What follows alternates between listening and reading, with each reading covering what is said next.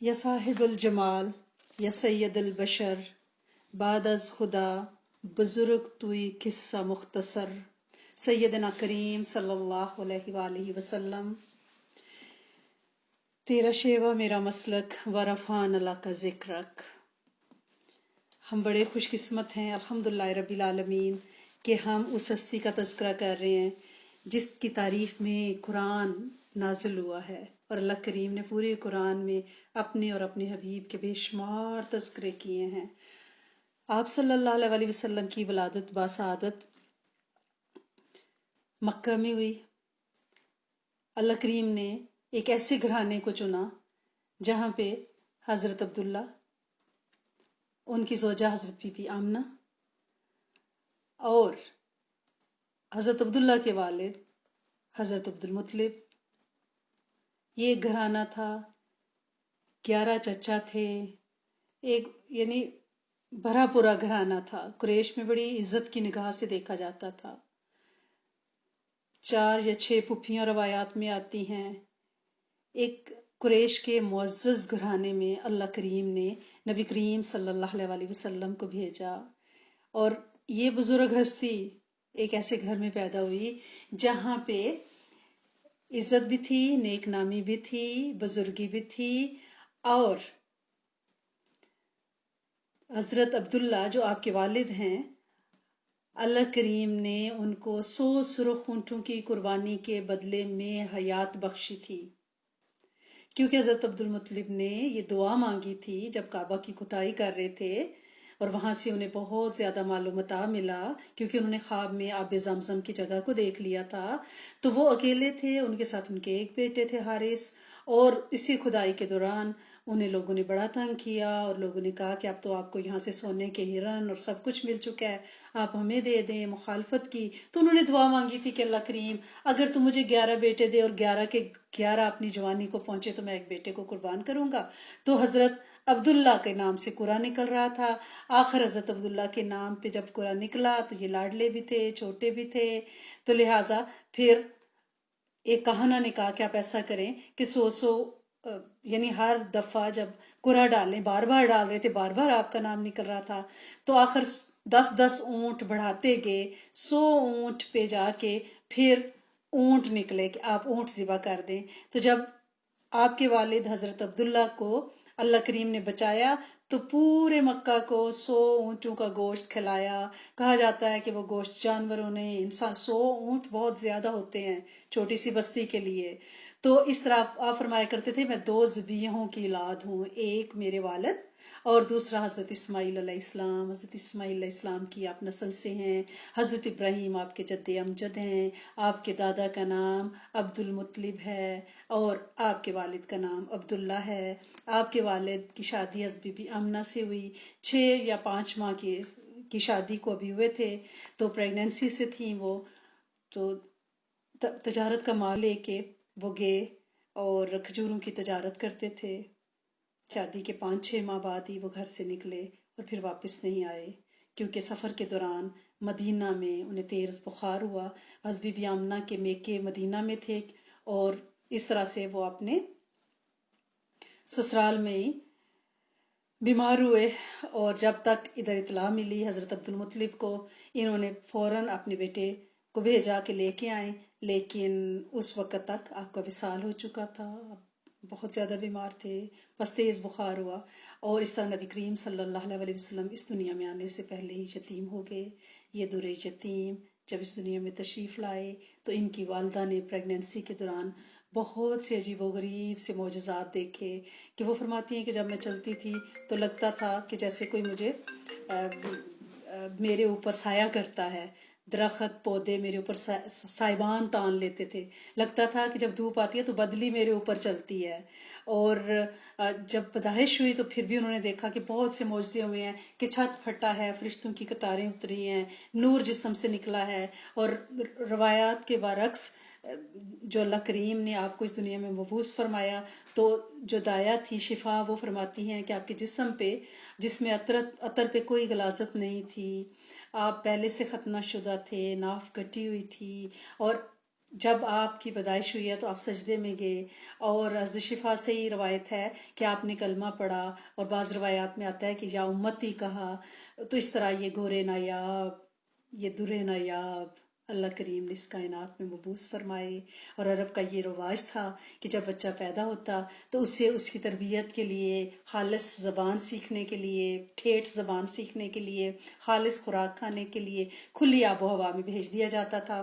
تو رواج کے مطابق نینیز جو تھیں وہ گاؤں میں آتی تھیں اور وہ آیائیں اب بچوں کو لے کے جاتی تھیں. تو آپ کی پیدائش کو ابھی یعنی آپ کچھ دن گئے تھے، یعنی پیدائش کے وقت آپ کو آپ کی والدہ کے علاوہ حضرت بی بی صوبیہ نے فیڈ کرایا، جو کہ حضرت حمزہ بھی آپ کے ہم عمر ہیں، حضرت حمزہ کی بھی وہ دایا تھی حضرت بی بی صوبیہ. تو اس طرح سے آپ کی آیاؤں میں سے، نینیوں میں سے حضرت بی بی صوبیہ ہیں جو حضرت حمزہ کی بھی ہیں، اور حضرت بی بی حلیمہ ہیں، حضرت بی بی حلیمہ سعدیہ ہیں، اور آپ کی خدا والدہ ہیں. تو 1 ہفتے کی آپ کی ایج تھی. تو حضرت بی بی حلیمہ سعدیہ اس درے نایاب کو لے کر اس کائنات کے شہزادے کو، یعنی کائنات میں ان سے بہتر کوئی ہستی نہیں ہے، یعنی آسمان پہ اللہ کریم ہے تو زمین پہ نبی کریم صلی اللہ علیہ وآلہ وسلم ہے.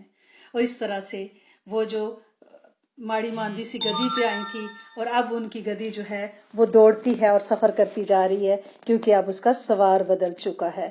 تو بہرحال اس طرح سے آپ نے بنو سعد میں تقریباً آپ نے 4 سال، مختلف روایات ہیں، 3.5 بھی ہے، 3 بھی ہے، 4 سال تک آپ نے قیام کیا. ہر 6 ماہ کے بعد رواج کے مطابق بی بی حلیمہ سعدیہ جو ہیں اور حضرت حارث ان کے ہسبینڈ وہ آپ کو لے کے آیا کرتے تھے ملانے کے لیے.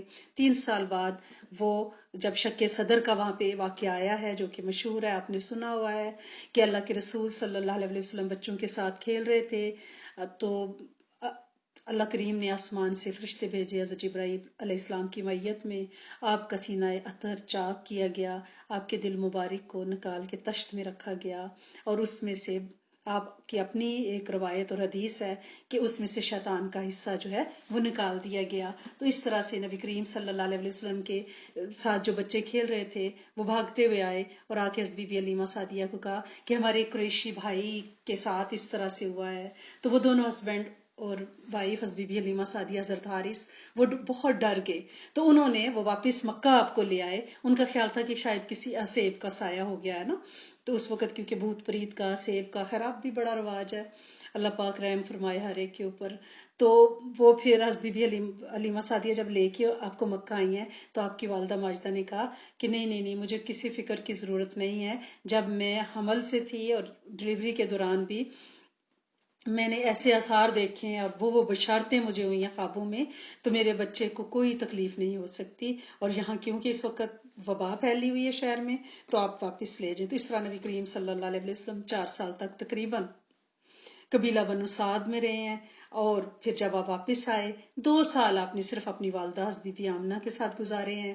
حضرت بی بی آمنہ حضرت عبداللہ کی قبر پہ جانا چاہتی تھی، ظاہر ان کے شوہر جو ہیں مدینہ میں ان کی قبر تھی، تو وہ نبی کریم صلی اللہ علیہ وسلم حضرت بی بی ام ایمن کے ساتھ گئیں. تو جب وہاں سے واپس آ رہی تھیں تو راستے میں ابوا کے مقام پہ ان کا بھی اچانک وصال ہوا، اور نبی کریم صلی اللہ علیہ وسلم صرف 6 سال کے تھے، اور اب حضرت بی بی ام ایمن کے ساتھ اپنی والدہ کو وہاں ہی دفنا کے یہ واپس مکہ آئے.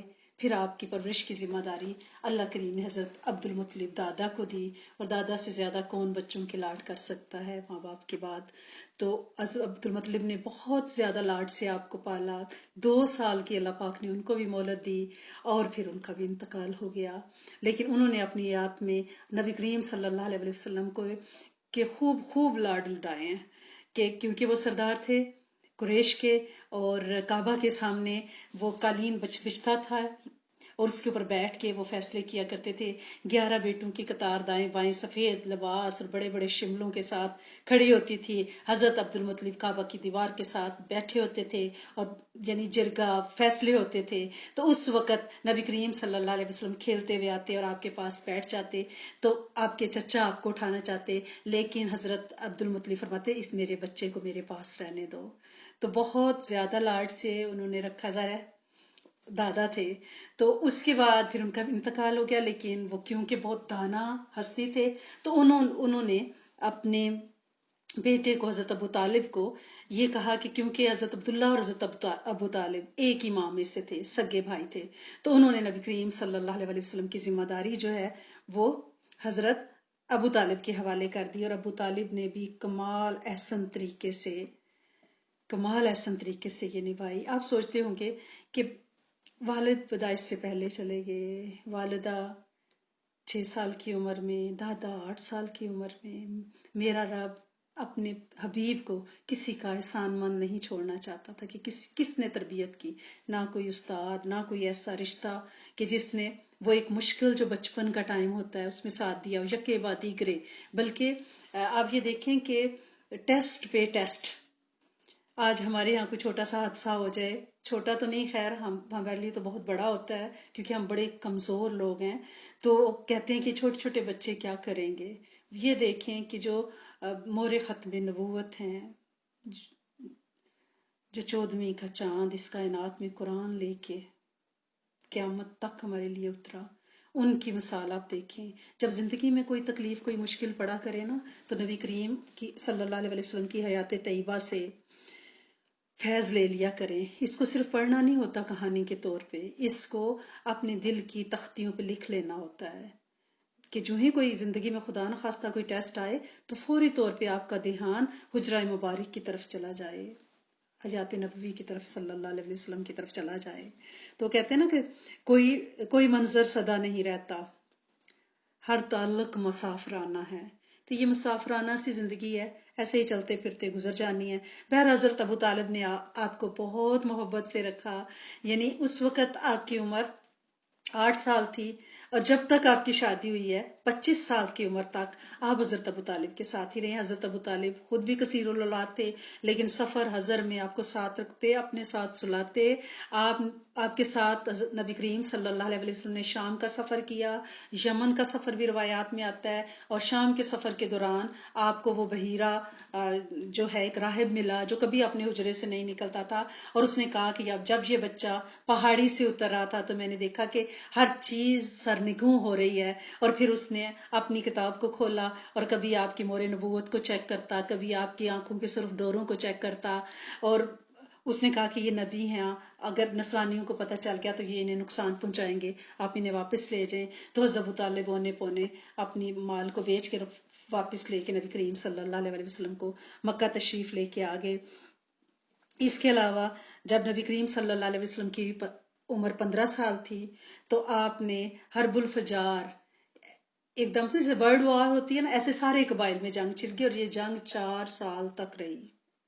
نبی کریم صلی اللہ علیہ وسلم نے اس میں شرکت تو کی کیونکہ آپ 15 سال کے تھے ماشاءاللہ، لیکن آپ نے کسی کو کوئی نقصان نہیں پہنچایا، بس تیر اٹھا کے اپنے چچاؤں کے حوالے کرتے جاتے تھے۔ اس کے علاوہ آپ کا اس میں کوئی ایسا رول نہیں ہے کہ پوری حیات طیبہ میں بچپن سے لے کر 63 سال کی عمر تک کوئی ستم، ظلم، نعوذ باللہ کبھی ہو ہی نہیں سکتا نا۔ تو لہٰذا 15 سال کی عمر سے ہی آپ نے حرب الفجار، وہ اس کو کہتے ہیں بھی فجار اس لیے کہ فاجروں کی جنگ، حرب کہتے ہیں جنگ کو، اس کو حرب الفجار کہتے ہیں، یہ 4 سال جاری رہی۔ اور اس کے بعد پھر تمام قبائل نے مل کے معاہدہ کیا، جیسے آج کل UNO ہے نا، اسی طرح سارے قبائل نے کہا کہ آئندہ تو یہ جنگ اگر اسی طرح چلتی رہی تو یہ تو معاشرہ ختم ہو جائے گا، کیونکہ اس میں نقصان ہی نقصان ہے۔ تو سارے مل کے بیٹھے اور انہوں نے ایک ٹریٹی کی۔ نبی کریم صلی اللہ علیہ وسلم اس وقت 19 سال کے تھے، آپ بھی اس معاہدے میں بیٹھے، جب آپ اپنی نبوت کے دوران فرمایا کرتے تھے کہ اگر آج بھی ویسا کوئی معاہدہ ہو حلف الفضول جیسا تو میں اس میں شریک ہونے کو سعادت سمجھوں گا، ضرور شامل ہوں گا۔ تو اس کو فضول سے آپ کو یہ نہ لگے کہ اس کے نام کے ساتھ، کیونکہ فضل کی جمع فضول ہے، تو اس میں جتنے لیڈر شامل ہوئے تھے ان کے ناموں کے ساتھ فضل آتا تھا، تو یعنی ایسا حلف، ایسا معاہدہ، ایسی ٹریٹی جس میں سارے فضل نامی لوگ شامل ہوں، تو لہٰذا اس لیے اس کو حلف الفضول کہا جاتا ہے۔ نبی کریم صلی اللہ علیہ وسلم اس پورے عرصے میں صادق اور امین مشہور ہو چکے تھے، سچ بولنے والے، کبھی جھوٹ نہیں بولا، امانت دار، دیانت دار، یعنی پوری سوسائٹی میں آپ کا ایک نام تھا کہ ایک، یعنی وہ پراگندہ ماحول عرب کا اس وقت جاہلیت کا، اور اس وقت وہ کہتے ہیں نا کہ جو کنول کا پھول ہے وہ کہیں بھی ہو وہ اپنی آپ کو دکھا دیتا ہے. تو یہ اس جوڑ میں اس وقت اللہ کریم نے ایک نور نازل فرمایا. اللہ کریم نے ایسے نبی کو مبعوث فرمایا جن کی زندگی، جن کی حیات طیبہ کسی بھی قسم کے فلاح سے پاک تھی، کیونکہ اللہ پاک فرشتوں سے مدد فرماتے ہیں نا، اعانت فرماتے ہیں. اللہ کریم نے اپنے انبیاء کی حفاظت کا ذمہ لیا ہوا ہے. تو آپ صادق اور امین مشہور تھے. یہ دنیا کے واحد لیڈر ہیں جنہوں نے 63 سالہ زندگی میں نہ کبھی جھوٹ بولا، نہ بددیانتی کی. کاش آج ہمارے لیڈر سیرہ اور سنہ سے کلمہ تو پڑھتے ہیں، سیرہ اور سنہ سے مسلم ورڈ اگر فیض لینے لگ جائے تو سب سے پہلے وہ بددیانتی اور جھوٹ کو چھوڑے، اور پھر دیکھیں کہ اللہ کریم کیسے ان کی انگلی پکڑ لیتے ہیں. اللہ کریم ہمیں ایسا کر دے. 25 سال کی عمر میں حضرت بی بی خدیجہ الکبریٰ جو مکہ کی ایک بہت خوبصورت بزنس وومن تھیں، 2 دفعہ وہ بیوہ ہو چکی تھیں، ان کی اولادیں بھی تھیں، اور وہ کیونکہ اپنا مال تجارت مکہ سے باہر بھیجا کرتی تھی، تو انہوں نے نبی کریم صلی اللہ علیہ وسلم کی شہرت سنی. تو انہوں نے نبی کریم صلی اللہ علیہ وسلم کو اپنے سامان تجارت کی مینجمنٹ کے لیے ایز اے مینیجر بھیجا، اور ساتھ خدمت کے لیے اپنا ایک غلام میسرہ بھی بھیجا. آپ وہ مال تجارت لے کر گئے. جب وہاں پہ آپ نے ظاہر دیانتداری سے، تجارت میں اگر امانت ہو تو پھر مال ہی مال ہے، اور ایسا مال جو برکت والا ہے. جب آپ واپس آئے تو جو میسرہ تھا حضرت بی بی خدیجہ الکبریٰ کا غلام، اس نے اتنی تعریف کی. اس نے کہا کہ یوں سارے واقعات سنائے کہ کس طرح ایمانداری سے آپ نے یعنی پورا ٹرپ بزنس کا لگایا ہے، اور جب آپ حساب کتاب دینے آئے تو پہلے سے زیادہ پروفٹ. تو وہ تو بڑی حیران ہوئی کہ اتنا پروفٹ. وہ 1-2 آپ نے ان کے ساتھ ٹرپ، ان کی business trip as a manager ان کے کیے. تو انہوں نے اپنی سہیلی نفیسہ کے ذریعے آپ کو شادی کا پیغام پہنچوایا.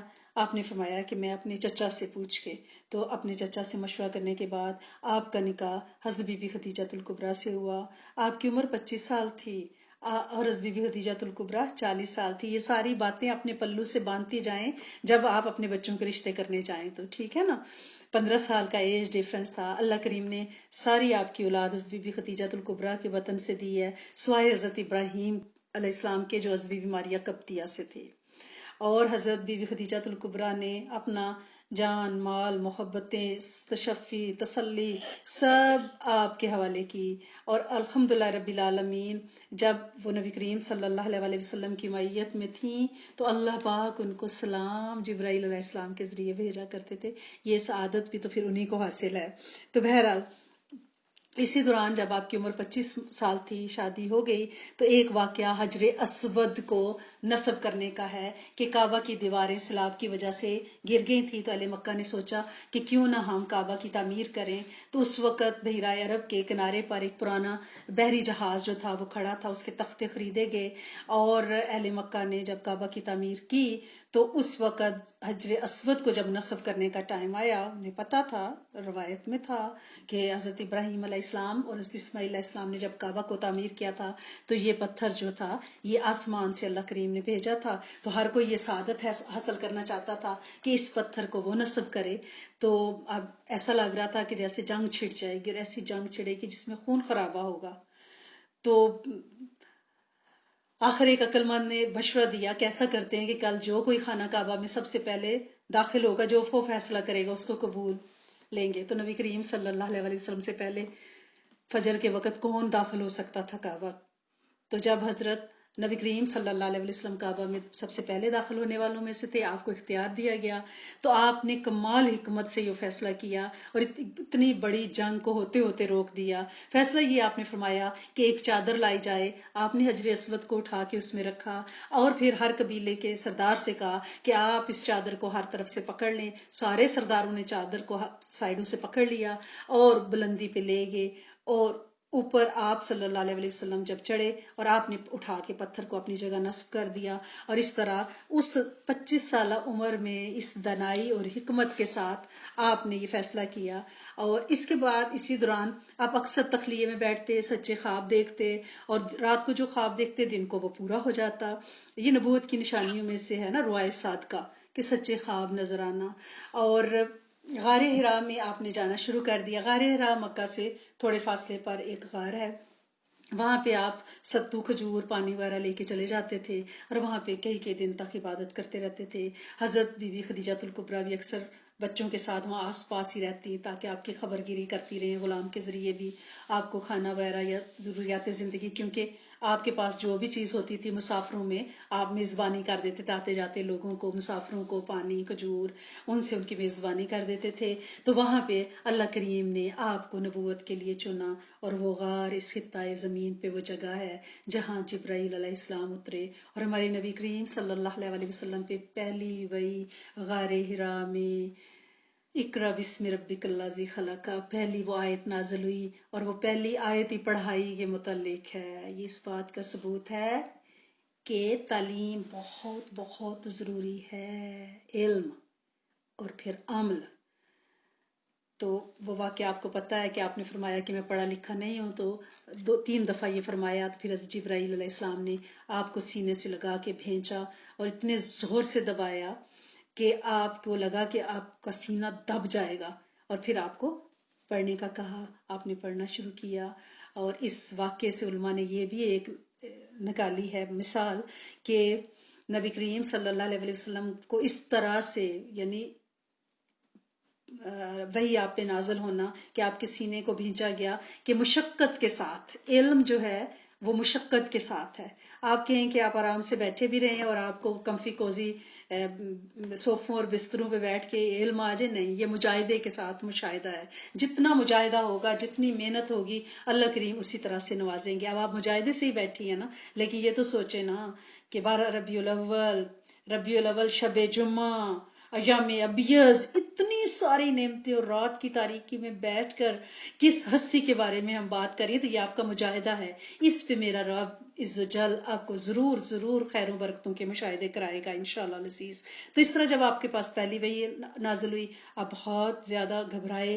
آپ گھر آئے، حضرت بی بی خدیجہ الکبریٰ سے کہا مجھے چادر اڑا دیں، اور پھر انہیں ساری بات بتائی. حضرت بی بی خدیجہ الکبریٰ نے آپ کو تسلی دی اور فرمایا پریشان نہ ہوں، آپ تو ہر ایک کی خبر گیری کرتے ہیں، مسکینوں، بیواؤں، یتیموں.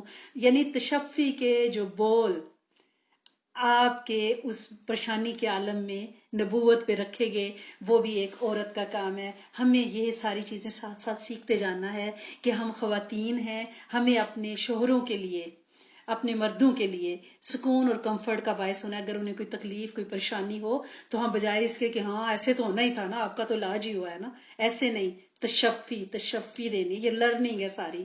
اس کے بعد وہ آپ کو اپنے کزن ورقہ بن نوفل کے پاس لے کے گئیں. وہ عیسائی تھے اور بائبل کی تعلیم یعنی بہت زیادہ سٹڈی کیا کرتے تھے. تو انہوں نے فرمایا کہ یہ تو وہی ناموس رسالت ہے جو حضرت عیسیٰ علیہ السلام کے پاس، حضرت موسیٰ علیہ السلام کے پاس، سارے انبیاء کے پاس آیا ہے. کاش میں اس وقت تک زندہ رہوں جب آپ کی قوم آپ کو نکال دے. تو نبی کریم صلی اللہ علیہ وسلم نے فرمایا کیا میری قوم، یعنی بندہ سوچتا ہے میرے اپنے، میرے پیارے مجھے نکال دیں گے. تو انہوں نے فرمایا ہاں ہاں نبی کے ساتھ یہ ہوا ہے. بعد میں ورقہ بن نوفل تھوڑے عرصے بعد ہی انتقال ہو گئے. روایات میں آتا ہے کہ انہوں نے ایمان بھی یعنی لے آئے تھے. تو بہرحال پہلے 3 سال تو نبی کریم صلی اللہ علیہ وسلم نے اللہ کے حکم کے مطابق کھلم کھلا جو ہے وہ تبلیغ نہیں کی. اپنے سب سے پہلے عورتوں میں سے حضرت بی بی خدیجہ الکبریٰ، غلاموں میں سے حضرت زید بن حارث، اور دوست مردوں میں سے حضرت ابو بکر صدیق جو آپ کے گہرے دوست تھے، اور بچوں میں سے حضرت علی کرم اللہ وجہہ آپ پہ ایمان لائے. 3 سال تک یہ تقریباً یعنی اس کو خفیہ تو نہیں کہیں گے، لیکن یہ ہے کہ کھلی دعوت نہیں تھی، کھلے عام نہیں تھی. اور اسی دوران نماز آپ پہ جو یعنی فقہاء علماء لکھتے ہیں، مفسرین لکھتے ہیں 2 وقت کی نماز یعنی دو دو رکعت صبح اور شام، بالعشی والے بکار، صبح اور شام دونوں کناروں پہ دو دو رکعت نماز پڑھی جاتی تھی۔ نبی کریم صلی اللہ علیہ وسلم کو جبرائیل علیہ السلام نے پہاڑی پہ، مکہ کی پہاڑیوں پہ ایک دن وضو کا طریقہ پورا وضو کرنا سکھایا، کر کے دکھایا، اور ایک دفعہ حضرت علی کرم اللہ وجہ نبی کریم صلی اللہ علیہ وسلم کے ساتھ نماز پڑھ رہے تھے مکہ میں پہاڑی کی گھاٹی پہ، تو حضرت ابو طالب وہاں سے گزر رہے تھے، انہوں نے دیکھ لیا، تو حضرت علی کرم اللہ وجہ سے پوچھا کہ یہ تم کیا کر رہے تھے؟ تو انہوں نے کہا کہ میں نبی کریم صلی اللہ علیہ وسلم کے ساتھ نماز پڑھ رہا تھا۔ تو انہوں نے فرمایا ٹھیک ہے، جو آپ کا یہ بھائی آپ کے کر رہے ہیں نا، وہ ٹھیک ہی کر رہے ہوں گے، جو یہ کہتے ہیں کرتے جاؤ۔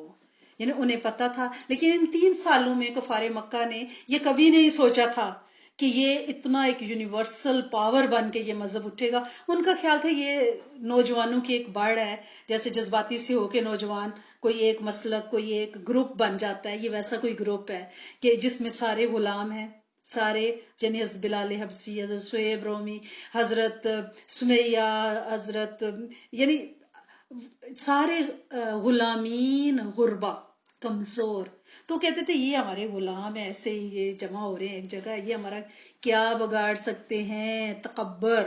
انہیں 3 سال تک ریئلائز ہی نہیں کیا کہ یہ ہو کیا رہا ہے۔ پھر اللہ کریم نے حکم دیا کہ انذر عشیرتک، اپنی رشتہ داروں کو بھی تو ڈرائے نا، اب کھلم کھلا۔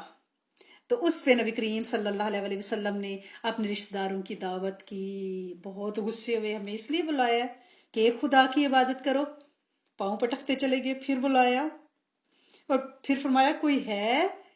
تو حضرت علی کرم اللہ وجہ کھڑے ہوئے، انہوں نے کہا 9 سال کی عمر ہے، انہوں نے کہا گو میری ٹانگیں پتلی ہیں لیکن میں آپ پہ ایمان لاتا۔ اس دن انہیں بخار بھی تھا، تو سب مذاق کرنے لگے، وہ دیکھو دیکھو یہ خاندان پورے میں سے ایک چھوٹا سا بچہ، یہی چھوٹا بچہ پھر بعد میں حیدر کرار شیر خدا بنا، جس نے خیبر کا دروازہ ایک انگلی ایک ہاتھ پہ اٹھا لیا تھا۔ تو بہرحال وہ کمزوری سمجھتے رہے۔ اللہ کے رسول صلی اللہ علیہ وسلم حج کے زمانے میں تجارتی قافلوں سے بھی ملتے، حاجیوں سے بھی ملتے، جگہ جگہ ابو لہب، ابو جہل، انہوں نے حد کر دی، ہر طرح سے آپ کا پیچھا کیا، بہت تنگ کیا، ایک لمبی داستان ہے۔ پھر آپ صلی اللہ علیہ وسلم کوہ صفا پہ آپ نے کھڑے ہو کر سارے لوگوں کو بلایا، جیسے کہ عرب کا رواج تھا کہ جب کوئی حادثہ یا بڑی خبر ہوتی تو سب کو کال کرتے، تو اونچی آواز میں بلایا کہ اے مکہ والو، اے مکہ والو سنو، تو سب بھاگے ہوئے آئے۔ اور ابو لہب نے کہا کہ آپ نے فرمایا اگر میں تمہیں کہوں کہ پہاڑی کے پیچھے سے فوج آ رہی، کیا تم یہ بات مانو گے؟ انہوں نے کہا ہاں، کیونکہ آپ جھوٹ نہیں بولتے۔ تو آپ نے فرمایا کہ میں تمہیں کہہ رہا ہوں کہ اگر تم اللہ پہ ایمان نہیں لاؤ گے تو بہت تباہی ہوگی۔ تو وہ بہت غصے ہوئے، اور ابو لہب کیونکہ بنیا تھا کہیں حساب کتاب کر رہا ہوگا، اس نے کہا میرا اتنا قیمتی وقت ضائع کیا مجھے اس لیے آپ نے بلایا ہے، یعنی بہت غصے میں آیا۔ پھر سورۃ لہب نازل ہوئی، تبت یدا ابی ولہب، لہب کے ہاتھ ٹوٹے ہیں، ٹھیک ہے نا۔ اور پھر ظلم و ستم کی ایک لمبی داستان۔ دارالارقم، ایک غار میں ایک چھوٹا سا گھر تھا حضرت ارقم رضی اللہ تعالیٰ عنہ کا، وہاں پہ چھپ چھپا کے عبادت کے طریقے سکھائے جاتے، 2 4 غلاموں کی ٹولیاں وہاں پہ جاتی، نبی کریم صلی اللہ علیہ وسلم سے تربیت حاصل کرتی۔ آخر اتنا تنگ کیا مکہ والوں نے، حضرت بلال جیسی ہستی کو تپتی ریت پہ لٹایا گیا، سینے پہ پتھر رکھے گئے، حضرت عمار بن یاسر کو، حضرت یاسر کو، حضرت بی بی سمیہ ان کی والدہ کے ابو جہل کی لونڈی تھی، ان کی شرمگاہ میں برچھا مار کے ان کو شہید کیا گیا۔ یہ اسلام کی پہلی شہید خاتون ہے۔ اتنے ظلم کہ حضرت بلال پہ اتنے ظلم ہوتے تھے، ان سارے حضرت صہیب، ان سارے غلاموں کو دن بھر مارا جاتا، بھوکا پیاسا رکھ کے گلیوں میں روندا جاتا۔ ہم تو بڑے خوش قسمت ہیں نا اپنے لگژری ہاؤسز میں بیٹھ کے، اور ہم سمجھتے ہیں کہ ہم بڑا کارنامہ کر رہے ہیں۔ وہ دیکھیں، بھوکے پیاسے رکھا جاتا، اور رات کو باہر ڈھیر، جیسے گوشت کا ڈھیر نہیں لگاتے، ایسے جھونپڑے میں لگا دیا جاتا، تو ان کے کراہنے کی آوازیں آتی۔ تو مورخین نے لکھا ہے کہ بعض لوگ سمجھتے ہیں کہ شاید کوئی جانور زخمی ایسے پڑا ہوا ہے ادھر، اس کے کراہنے کی کھیتوں میں سے آواز، تو وہ یہ غلامان ہوتے تھے۔ ایسے تو یہ اعزاز نہیں نا ملا موزن رسول صلی اللہ علیہ وسلم۔ اور قیامت کے دن بھی حضرت بلال حبشی روضہ اقدس میں سے آپ کی اونٹنی کی مہار پکڑ کے اٹھیں گے۔ یہ اعزاز ایسے نہیں ملتے، بہت مشقتیں کرنی پڑتی ہے، بہت مجاہدے کرنے پڑتے ہیں۔ ان ہستیوں نے بہت بہت بہت محنت کی ہے، اپنا خون دیا ہے، تو آج ہم کلمہ پڑھنے جوگے ہیں، اور وہ کلمہ بھی ہمارے دلوں تک نہیں اترا بدقسمتی سے، ہمارے گلے سے اوپر اوپر ہی ہے۔ اللہ کریم اسی کو قبول کر لیں انشاءاللہ اور معاف کر دیں۔ پھر مکہ تنگ ہونے لگا ان غلامین پہ، تو اللہ کے حکم سے 5 نبوی کو ایک گروپ جو ہے حبشہ کی طرف بھیجا گیا بحری کشتی میں۔ بہت پچھتائے مکہ والے کہ ہم سے بچ کے نکل گئے ہیں۔ اس میں 12 مرد اور 4 عورتیں تھیں۔ اس میں حضرت بی بی رقیہ اور حضرت عثمان غنی نبی کریم صلی اللہ علیہ وسلم کی بیٹی اور داماد بھی تھے۔ آپ صلی اللہ علیہ وسلم فرمایا کرتے تھے کہ یہ حضرت لوط علیہ السلام اور حضرت ابراہیم علیہ السلام کے بعد پہلا گھرانہ ہے نبوت کا جو نکلا ہے ہجرت کر کے۔ تو بہرحال انہیں وہاں پتہ چلا کہ اہل مکہ سارے ایمان لے آئے ہیں۔ سورۃ نجم نبی کریم صلی اللہ علیہ وسلم تلاوت کر رہے تھے تو وہ سب جو ہیں سجدے میں مکہ والے گر گئے۔ بعد میں انہوں نے کہا کہ ہم پہ جادو کر دیا تھا، ہماری نظر بندی کر دی تھی۔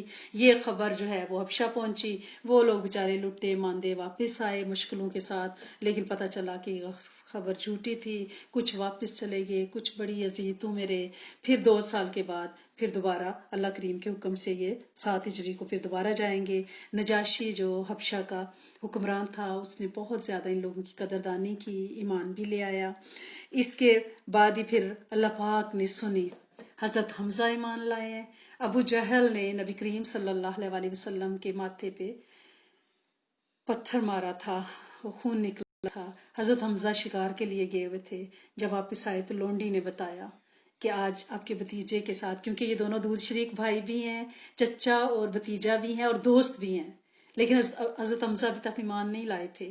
تو حضرت حمزہ کو بہت غصہ آیا کہ ابو جہل نے ایسے کیا ہے، تو ظاہر وہ ان کے بھائی تھے حضرت حمزہ کے، تو وہ پتھر لے کے گئے اور بہت بدتمیزی کی، یعنی بدتمیزی سے مراد یہ ہے کہ اچھا اس کو جوابی کارروائی کی اور پھر اس کو زخمی کیا اور آ کے اسے کہا کہ تمہاری بدتمیزی کا تمہیں جواب ملا ہے، اور پھر نبی کریم صلی اللہ علیہ وسلم کے پاس آ کے فرمایا بھتیجے میں نے تمہارا بدلہ لے لیا۔ آپ نے فرمایا چچا بدلہ یہ نہیں ہے، بدلہ یہ ہے کہ آپ ایمان لے آئیں۔ تو اس طرح حضرت حمزہ نے قبول اسلام کر لیا۔ پھر اس کے تھوڑے عرصے بعد حضرت عمر فاروق نے بھی اسلام قبول کیا۔ یہ 2 ہستیاں جب اسلام لے کے آئی ہیں اس کے بعد صحیح تفریق آئی اور کھلم کھلا جو ترویج ہوئی ہے اسلام کو ان 2 ہستیوں کے بعد ہوئی ہے، اور ابھی یہ سلسلہ جاری ہی تھا۔ 7 ہجری کو دوبارہ یعنی ہجرت ہوئی، لیکن اسی دوران دوسری جو ہجرت حبشہ ہے اس میں تقریباً 83 مرد اور 17 عورتیں گئی تھیں، لیکن وہاں نجاشی نے ان کو خوب خیر مقدم کیا الحمدللہ رب العالمین۔ اور پھر مشکل ٹائم ابھی کٹا نہیں تھا، 7 نبوی نبوت کا 7واں سال تھا کہ اہل مکہ نے سوچا کہ اس طرح تو یہ قابو نہیں آ رہا، اسلام تو پھیلتا جا رہا ہے، یہ ہمارے ہر گھر کا کوئی فرد ایمان لے آیا ہے، دس از ناٹ گڈ۔ تو انہوں نے کیا کیا، انہوں نے کہا ان سب کو دھکیل کے شیب ابی طالب میں بند کر دو۔ تو وہ جو 3 سال ہے نا 7 سے 10 نبوی تک، وہ ایک مشکل دور ہے۔ اس میں درختوں کی چھال اور پتے کھائے گئے، پانی تک نہیں ملتا تھا، بچے بھوک سے بلکتے تھے اور کفار خوش ہوتے تھے۔ انہوں نے ایک معاہدہ لکھ کے کعبہ کے اندر لٹکا دیا تھا۔ بہرحال اس معاہدے کو 3 سالوں میں دیمک کھا گئی، اور پھر کچھ جو نوجوان تھے مکہ کے انہوں نے اس کو پھاڑ دیا۔ اس طرح سے نبی کریم صلی اللہ علیہ وسلم، اب وہ ہستیاں جو ایمان لائی ہوئی تھیں آپ کی ازواج، اور وہ بی بی خدیجۃ الکبریٰ ہی تھیں اس وقت، چھوٹے بچے، یہ سب آزاد ہوئے، لیکن حضرت بی بی خدیجۃ الکبریٰ فاقے سہتے سہتے اور حضرت ابو طالب انتہائی بزرگی میں بہت کمزور ہو گئے تھے، اور اسی سال ان دونوں کا آگے پیچھے کچھ ہفتوں کے گیپ سے انتقال ہو گیا۔ اس سال کو پھر نبی کریم صلی اللہ علیہ وسلم نے عام الحزن کا، غم کا سال، کیونکہ اس میں وہ دونوں ہستیاں جو بڑی شفیق تھیں، حضرت ابو طالب کی وجہ سے کوئی آپ کے قریب نہیں آ سکتا تھا۔ جب بھی وہ آ کے آپ سے کہتے تھے نا کہ اپنے بھتیجے کو سمجھاؤ، تو آپ اگر نبی کریم صلی اللہ علیہ وسلم کے پاس 2 دفعہ تشریف لائے ہیں کہ بھائی بھتیجے اتنا بوجھ میرے بوڑھے کندھوں پہ نہ ڈالو کہ میں نہ اٹھا سکوں، تو نبی کریم صلی اللہ علیہ وسلم نے فرمایا چچا جان اگر یہ سورج میرے دائیں ہاتھ پہ رکھ دیں، چاند میرے بائیں ہاتھ میں رکھ دیں اور مجھے کہیں میں تبلیغ سے باز ہوں جو میں نہیں آؤں گا، کیونکہ یہ اللہ نے مجھے ذمہ داری سونپی ہے۔ تو بہرحال جب حضرت ابو طالب حضرت بی بی خدیجۃ الکبریٰ کا وصال ہوا ہے، وہ جو غم کا سال ہے نا، اس پہ پھر آپ بہت بہت بہت دکھی ہو گئے تھے، اور کیونکہ گھر میں چھوٹے بچے ہیں، اور نبوت اور تبلیغ کی ایک ذمہ داری ہے. یہ جو تبلیغ کا کام ہے یہ اتنا آسان نہیں ہے. یہ جو آپ کو لوگ دین کے لیے نکلے ہوئے نظر آتے ہیں، ان کے بھی گھر بار ہیں، ان کے بھی بچے ہیں، ان کی بھی ذمہ داریاں ہیں. یہ چنے ہوئے لوگ ہوتے ہیں اور اس کے لیے بہت قربانیاں دینی پڑتی ہیں. یہ آسان نہیں ہے. تو بہرحال حضرت سودا، بی بی سودا جو بہت بزرگ تھی، بیوہ تھی، ان سے آپ نے نکاح فرمایا، کیونکہ بچوں کی ذمہ داریاں بھی تو گھر بار تھا. تو بہرحال حضرت بی بی سودا آپ کے نکاح میں اس کے بعد آئیں. پھر آپ نے طائف کا سفر کیا، کیونکہ مکہ والے تو آثار یہ تھے کہ وہ کسی طرح بھی قبولنے کے قابل نہیں ہیں، اور آپ نے طائف کا رخ کیا. لیکن طائف والوں نے بھی بہت سخت سلوک کیا. تینوں ان بھائیوں نے، انہوں نے بہت سخت سلوک کیا، اور شہر کے بچے آپ کے پیچھے لگا دیے. کوئی ایک شخص بھی ایمان نہیں لایا. اور وہاں سے آپ نکلے ہیں تو اس وقت پہاڑوں کا فرشتہ حاضر ہوا کہ آپ حکم دیں تو دونوں پہاڑیوں کو ملا کے اہل طائف کو کچل دیا جائے. آپ نے فرمایا نہیں ہو سکتا، ان میں سے کوئی ایک ہی ایمان لے آئے. اور پھر وہاں سے حضرت محمد بن قاسم نکلے، جنہوں نے سندھ فتح کیا، حجاج بن یوسف کے بھتیجے اور داماد. اور آپ کی بات درست تھی، ڈیفینیٹ آپ کا صبر. اور آپ نے اللہ سے اس وقت بھی دعا کی کہ اللہ تو مجھے دشمنوں کے حوالے نہ کر. اس طرح سے آپ کا طائف کا سفر بھی ان حالات میں، یعنی اس پریشانی میں پھر اللہ کریم اب رائے بنا رہے. اب مرم رکھنا، پہلے ٹھوک بجا کے دیکھا جاتا ہے، پھر مرم رکھا جاتا ہے. تو پھر اللہ پاک نے مکہ کی 6 سعادت مند روحوں کو بھیجا، اور انہوں نے عقبہ کی گھاٹی میں آپ کے ہاتھ میں بیعت کی. گویا اب جو ہے اسلام نیشنل سے انٹرنیشنل ہونے جا رہا ہے. مکہ سے نکلا ہے، دیش سے نکلا ہے، اور یہ مدینہ میں پھر یہ صدائیں سنائی دی گئی. پھر اللہ کریم نے ایک اور مرم رکھا کہ آپ کو معراج کے لیے بلا لیا. وہ ہستی جو اپنی حیات میں پورے وجود کے ساتھ مکہ سے بیت المقدس، انبیاء کی امامت، 7 آسمانوں کی سیر، جنت دوزخ، انبیاء سے ملاقات، اللہ سے 2 بدو ملاقات، اور التحیات للہ والصلوات وہ لے کے، نمازوں کا تحفہ لے کے راتوں رات واپس آئی. اس میں بھی کفار نے بہت شور کیا، لیکن میرے رب سونے نے آپ صلی اللہ علیہ وسلم کے سامنے پورا بیت المقدس ویژولائز دکھا دیا. جو آپ سے سوال کرتے جاتے تھے آپ ماشاءاللہ سے جواب دیتے جاتے تھے. اور اس طرح سے یہ ایک بہت بڑی تشفی رب ذوالجلال نے اپنے نبی کریم صلی اللہ علیہ وسلم کو دی. پھر بیعت عقبہ ثانی ہوئی اگلے سال حج کے دوران، یعنی 13 نبوی میں. کچھ اور مدینہ والوں نے آ کے آپ کے ہاتھ پہ اسی گھاٹی میں، اسی عقبہ کی گھاٹی میں بیعت کی. اور پھر کہا ہمارے ساتھ کوئی معلم بھیجے، حضرت مصعب بن عمیر کو بھیجا گیا. اور اس طرح ہجرت کے لیے یعنی طائفے اور گروپ نکلنے لگے، اور مدینہ کے گھر گھر میں اسلام پہنچنے لگا. اللہ کریم مدینہ کو تیار کرنے لگے اپنے نبی آخر الزمان کے لیے. اور جب وہاں پہ تیاری ہو رہی تھی، یہاں پہ انتظار تھا ہجرت کا، اور پھر حکم آ گیا. اور ایک رات دارالندوہ میں سارے مکہ والے سرداروں نے اکٹھے ہو کے کہا کہ ہم اس ٹانٹے کو کیوں نہ ختم ہی کر دیں، نعوذ باللہ. تو آج سارے جتنے بھی قبائل ہیں ان کے لیڈر جمع ہوں، اور ہر قبیلے سے ایک ایک فرد جو ہے وہ جا کے حملہ کرے، اور آج رات ختم کر دیا جائے.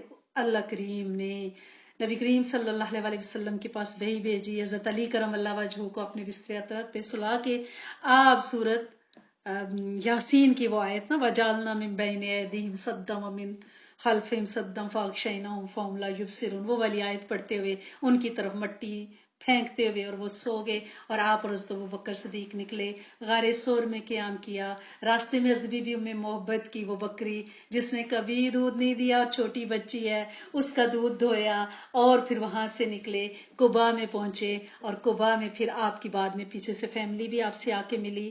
آپ نے حضرت زید بن حارث کو بھیجا، اور اس طرح سے حضرت بی بی عائشہ صدیقہ بھی اس وقت تک آپ کا نکاح ہو چکا تھا، رخصتی مدینہ میں ہوئی.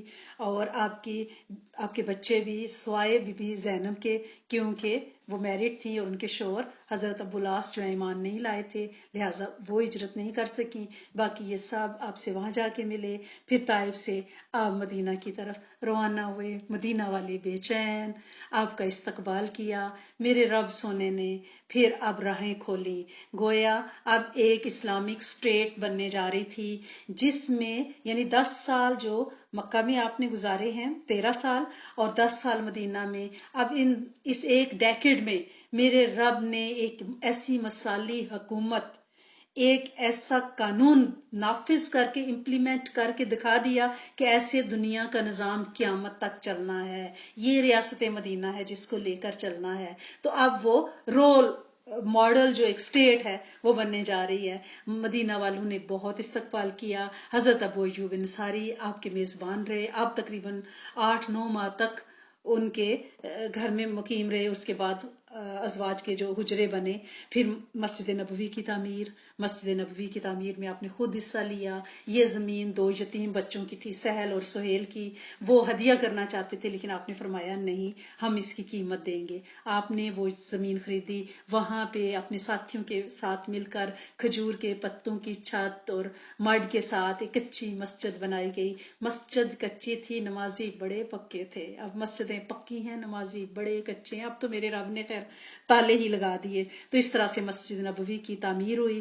اور پھر مواخات مدینہ کہ اب مدینہ میں مہاجرین بھی ہیں، انصار بھی ہیں، ان کو آپس میں بھائی بھائی بنایا گیا، بردرہڈ ٹریٹی کرائی گئی. اور حضرت علی کرم اللہ وجہ ہیں وہ آخر پہ بچے، ان کے ساتھ کس کو مہاجر کو بھائی بنائے؟ تو نبی کریم صلی اللہ علیہ وسلم نے فرمایا آپ میرے بھائی ہو. اور اس طرح سے انصار نے وہ کام کیا جو کوئی نہیں کر سکتا. اپنی جائیدادیں، اپنے گھر، اپنی زمینیں. بعض نے تو یہ بھی کہا کہ میری 2 زوجہ ہیں، میں ایک کو طلاق دیتا ہوں، ایک سے آپ نکاح کر لیں، اس طرح. لیکن جو ہی مہاجرین اپنے پیروں پہ کھڑے ہوتے گئے، اس کے بعد انہوں نے کہا کہ بھائی ہم خود اپنے پیروں پہ کھڑے ہوں گے، ہم اس طرح آپ کو تنگ نہیں کریں گے. اور انہوں نے اپنا آپ سنبھالا. جو تجارت کرنا چاہتا تھا وہ تجارت، جن کا جو تجربہ تھا، جو کھیتی باڑی میں تھے وہ کھیتی باڑی. اور اصحاب صفا کی ایک جماعت تھی جن کے آگے پیچھے کوئی نہیں تھا. ان کے میزبان نبی کریم صلی اللہ علیہ وآلہ وسلم تھے. اور پھر اب ایک اور قوم یہاں پہ آباد ہے اور وہ یہود ہیں. اب ان کے ساتھ بھی تو ڈیلنگ کرنی ہے. تو ان کے ساتھ پھر میثاق مدینہ ہوا. یہ پہلا تحریری قانون ہے اس یونیورس کا جو کہ لکھ کے کیا گیا. اور اس کی شک کیا تھی کہ یہ سب مل کے رہیں گے. اگر کسی ایک پہ کوئی دشمن اٹیک کرے گا سب اس کی ہیلپ کریں گے. اور اگر کسی بھی معاملے میں ان کا کوئی وجہ نزاع پیدا ہو جائے گی تو نبی کریم صلی اللہ علیہ وسلم جو فیصلہ کریں گے سب قبول کریں گے. گویا آپ صلی اللہ علیہ وسلم کو اللہ کریم نے آتے ہی کرسی صدارت دے دی کہ آپ کا فیصلہ حتمی فیصلہ ہوگا. تو اس وقت عبداللہ بن ابی جو بعد میں منافقین کا سردار بھی ہے، اس کی تاج پوشی ہونے جا رہی تھی. تو اب یہ کیا، یہ تو ایک ہستی آئے ہیں اور وہ چھا گئے ہیں. تو اس نے پھر دشمنی میں اپنی حدیں عبور کی ہیں. بہرحال میثاق مدینہ ایک پہلا تحریری قانون ہے. پھر بدر کا میدان سجا ہے 2 ہجری میں.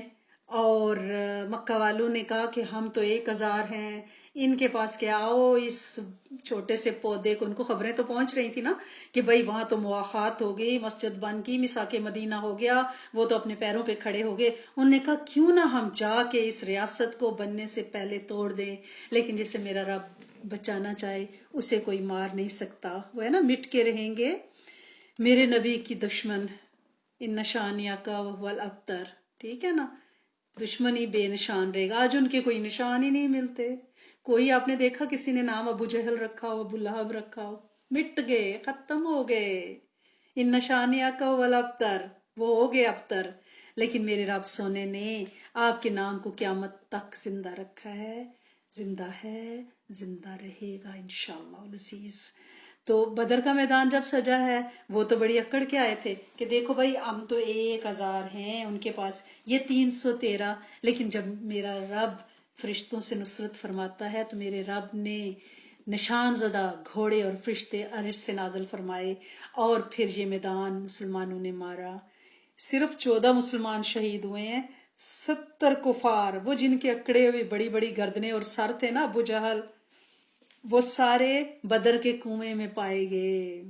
وہ تکبر زدہ سر، اور اللہ کریم نے اپنے نبی کو نصرت عطا فرمائی، اور 70 قیدی بھی ہوئے۔ یہ اور ذلت امیز ایک فیصلہ تھا کہ 70 جو ہیں وہ مارے گئے، ان کے 70 قیدی ہوئے، مسلمان صرف 14 شہید ہوئے۔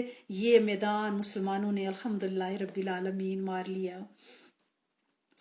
اور پھر اگلے ہی سال نے کہا بدلہ تو لینا ہے۔ ان مکہ والوں نے کہا کہ ہم تو بستر پہ نہیں سوئیں گے۔ حضرت ابو سفیان نے کہا سر میں تیل نہیں ڈالوں گا جب تک کہ بدلہ نہیں لے لوں۔ ہر گھر میں ماتم، کیونکہ ہر گھر کا کوئی نہ کوئی فرد مارا گیا تھا نا، کیونکہ وہ تو اکڑ کے آئے تھے نا، تکبر کا سر ہمیشہ نیچا ہوتا ہے۔ تو بہرحال پھر نبی کریم صلی اللہ علیہ وسلم کو پتا تھا یہ لوگ دوبارہ آئیں گے۔ ان لوگوں نے ہر گھر نے، خواتین نے اپنے زیور بیچ کے ایک تجارتی قافلہ بھیجا اور کہا کہ ہم جو ہیں اس میں جتنا پروفٹ ہوگا نا اس کو ہم مسلمانوں کے خلاف جنگ میں استعمال کریں گے۔ وہی جو آج کل چل رہی ہیں نا چیزیں، وہی جب بھی وہی تھی، حالات بدل جاتے ہیں، جتنے بھی ہم ماڈرن ہو جائے پالیسیاں وہی ہوتی ہیں نا۔ تو بہرحال انہوں نے اس وقت 3000 کا لشکر لے کے وہ مسلمانوں کے خلاف نکلے۔ جب نبی کریم صلی اللہ علیہ وسلم کو پتہ چلا یہ 3 ہجری کا واقعہ ہے تو آپ نے 1000 کا لشکر اکٹھا کیا، لیکن راستے میں 300 منافقین عبداللہ بن ابی لے کے علیحدہ ہو گیا۔ اس نے کہا کہ جی مجھے تو نہیں آپ کے ساتھ جانا، آپ نے میری بات نہیں مانی، میں نے کہا تھا شہر کے اندر رہ کے جنگ لڑتے ہیں، لیکن آپ نے کہا ہے کہ شہر سے باہر نکل کے لڑتے ہیں، تو میں تو نہیں آپ کے ساتھ۔ تو اس طرح اس نے دغا کیا اور وہ اپنی فوجیں لے کے، جو 300 نوجوان تھے، یہ ایک بہت بڑا سیٹ بیک تھا کہ 1000 تو آپ کے پاس ٹوٹل ہے اور اس میں سے بھی 300 لوگ جو ہیں وہ واپس چلے جاتے ہیں، لیکن اللہ کریم نے مدد فرمانی تھی۔ نبی کریم صلی اللہ علیہ وسلم نے میدان احد کو چنا تھا، لیکن آپ نے اس کی گھاٹی پہ ایک درے کو دیکھا، ایک راستہ ہے پیچھے سے اٹیک کا، تو آپ نے وہاں پہ حضرت عبداللہ بن جبیر کی سرکردگی میں 50 تیر انداز جو ہیں وہ وہاں کھڑے کیے اور فرمایا ہم جس بھی حالت میں ہوں، فتح ہو شکست ہو، یہاں تک بھی روایات میں آتا ہے کہ اگر پرندے ہماری بوٹیاں بھی نوچ رہے ہوں تم نے یہ جگہ نہیں چھوڑنی۔ اب مسلمانوں کو، یعنی مسلمان جیت رہے تھے، دشمن بھاگ رہا تھا، ادھر سے مال غنیمت اکٹھا ہو رہا تھا۔ اب وہاں جو صحابہ کھڑے تھے انہوں نے سوچا اب جنگ تو جیت ہی گئی ہے، دشمن بھاگ گیا، کیوں نہ ہم بھی جا کے مال غنیمت اکٹھا کریں۔ اس وقت تک مال غنیمت کے لیے کوئی قانون وضع نہیں ہوا تھا، لہٰذا ان لوگوں نے یعنی یہ ایک غلطی کی اور اس غلطی کو اللہ کریم نے مثال بنانا تھا۔ بہرحال پیچھے سے دشمن نے حملہ کیا، انہوں نے درہ چھوڑا اور آ کے مال غنیمت اکٹھا کرنے لگ گئے۔ اس درے میں سے پھر اٹیک ہوا ہے اور حضرت خالد بن ولید جب تک ایمان نہیں لائے تھے وہاں سے انہوں نے اٹیک کیا، اور اس طرح سے مسلمان اس اچانک حملے کے لیے تیار نہیں تھے، اور اس طرح سے نبی کریم صلی اللہ علیہ وسلم کے دندان مبارک اس غزوے میں شہید ہوئے ہیں اور بہت جانی نقصان ہوا ہے۔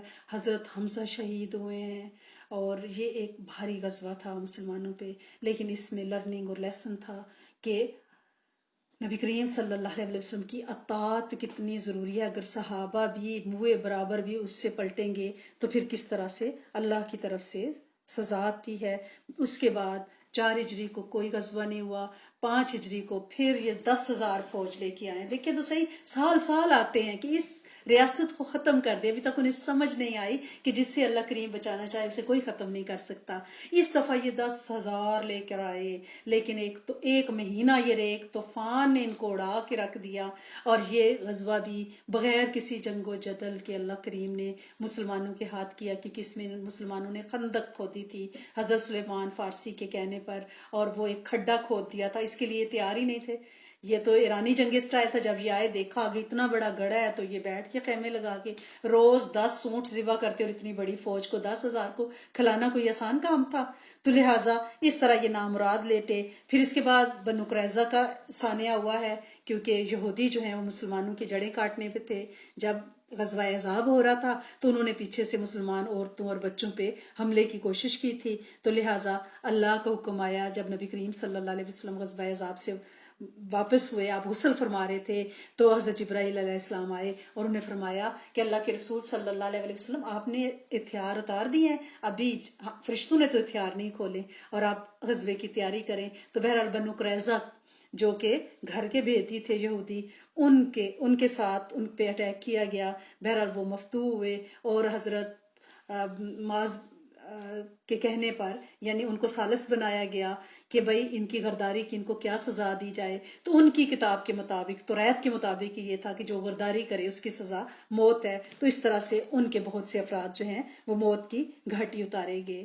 پھر اس سے اگلے ہی سال یعنی 5 ہجری کا اینڈ ہے، اس وقت غزوہ بنی مستلق آیا ہے.